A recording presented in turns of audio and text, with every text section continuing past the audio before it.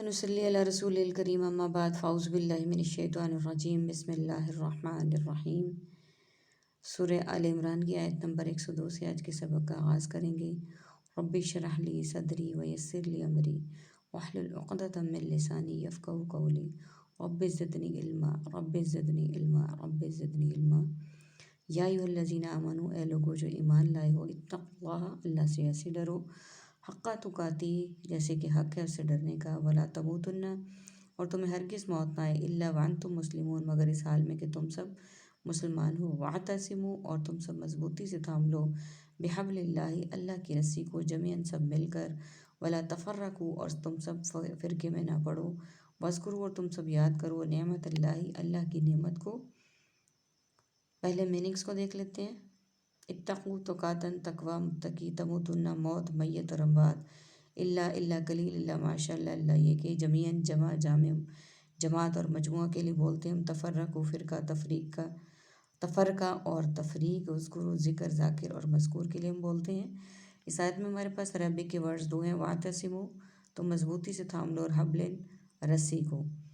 ان آیت میں اللہ تعالیٰ جل شانہ فرما رہے ہیں کہ اے لوگوں جو ایمان لائے ہو، اللہ سے ایسے ڈرو جیسا کہ اس سے ڈرنے کا حق ہے۔ اللہ سے ڈرنے کے حق سے مراد یہ ہے کہ اللہ تعالیٰ نے جو احکامات بجا لانے کا حکم دیا ہے انہیں خندہ پیشانی کے ساتھ بجا لایا جائے، جن سے منع کیا ہے ان سے رک جایا جائے، اور یہی اللہ تعالیٰ سے ڈرنے کا حق ہے۔ اس میں سب سے پہلے ہمارے پاس ارکان اسلام ہیں جن کو بجا لانے کا ہمیں اللہ تعالیٰ کی طرف سے حکم ہے، اور مسلمان اور کافر میں جو فرق ہے وہ ان پانچوں ارکان اسلام کا ہے۔ سب سے پہلے توحید کا ذکر ہے، تو توحید اللہ تعالیٰ کے فضل سے ہم سب جو مسلمان ہیں وہ توحید پر ایمان رکھتے ہیں، اور توحید ہی ہمارا پہلا ایسا رکن ہے جو کافر اور مسلمان میں فرق کرتا ہے۔ اس کے بعد نماز، روزہ، حج اور زکوٰۃ ہے۔ نماز ایسی عبادت ہے جس کو اللہ تعالیٰ نے ہم پر 5 نمازیں فرض کی ہیں، اور اس کی معافی کسی صورت میں نہیں ہے۔ صحت کے معاملے میں اگر کوئی کمی بیشی ہو تو اس میں اللہ تعالیٰ نے ہمیں آسانیاں دی ہیں، سہولتیں دی ہیں۔ ہم کھڑے ہو کر نہیں پڑھ سکتے تو بیٹھ کے پڑھ لیں، بیٹھ کر نہیں پڑھی جا سکتی تو لیٹ کر، اور اگر لیٹ کر پڑھنے کی بھی استطاعت نہیں ہے تو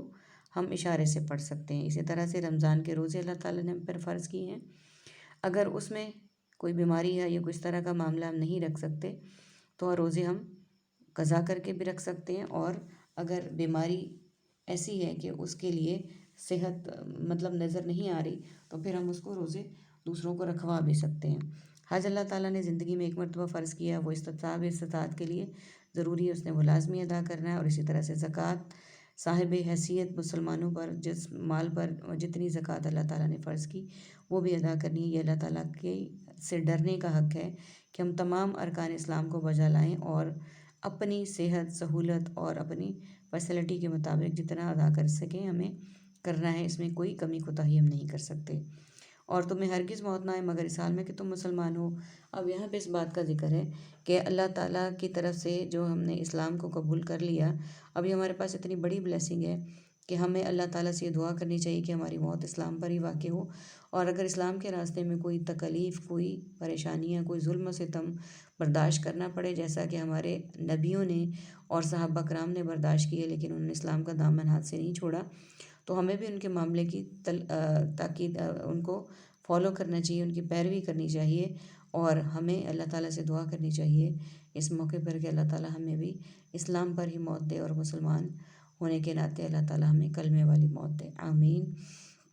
اگلی آیت میں تو مضبوطی سے تھام لو اللہ کی رسی کو، سب مل کر، یہاں رسی سے مراد اللہ تعالیٰ نے بیان کی ہے قرآن و حدیث کہ اللہ تعالیٰ کی اس رسی کو مضبوطی سے تھام لو، اور تمام احکامات کی رہنمائی یہیں سے حاصل کرو، اور تفرقے میں نہ پڑو، یعنی تفرقہ بازی، فرقہ واریت میں نہ پڑو۔ ہمارے معاشرے کا المیہ یہ ہے کہ ہمارے معاشرے میں تفرقہ بازی، فرقہ واریت اتنی عام ہو چکی ہے کہ ہم اصل مقصد کو، قرآن و حدیث کو چھوڑ کر اس میں بڑھ چڑھ کر حصہ لیتے ہیں اور ایک دوسروں پر چڑھائی کرتے ہیں۔ اللہ تعالیٰ ہمیں اس سے بچائے اور ہمیں سچا اور پکا مسلمان بننے کی توفیق عطا فرمائے، تاکہ ہمارا خاتمہ ایمان پر ہو۔ اللہ کی نظر میں تمام انسان برابر ہیں، اس کے لیے ہم کوئی بھی فیصلہ نہیں کر سکتے کہ فلاں بریلوی ہے تو وہ زیادہ اچھا ہے، دیوبندی ہے تو وہ زیادہ اچھا ہے۔ یہ اللہ تعالیٰ نے ہمیں صرف مسلمان بنایا ہے، اور اللہ کی نظر میں بہترین وہ ہے جو قرآن و حدیث پر عمل کرنے والا ہو اور اس پر پختہ ایمان رکھنے والا ہو، اور اپنے تمام احکامات کا فیصلہ ان کے مطابق کرنے والا ہو۔ آگے ہے اور اللہ کی نعمت کو یاد کرو۔ اللہ کی نعمت، اب ہم آگے آیت میں دیکھتے ہیں کہ اللہ تعالیٰ نے اپنی کس نعمت کا ذکر کیا ہے جس کا ہم نے اہتمام کرنا ہے۔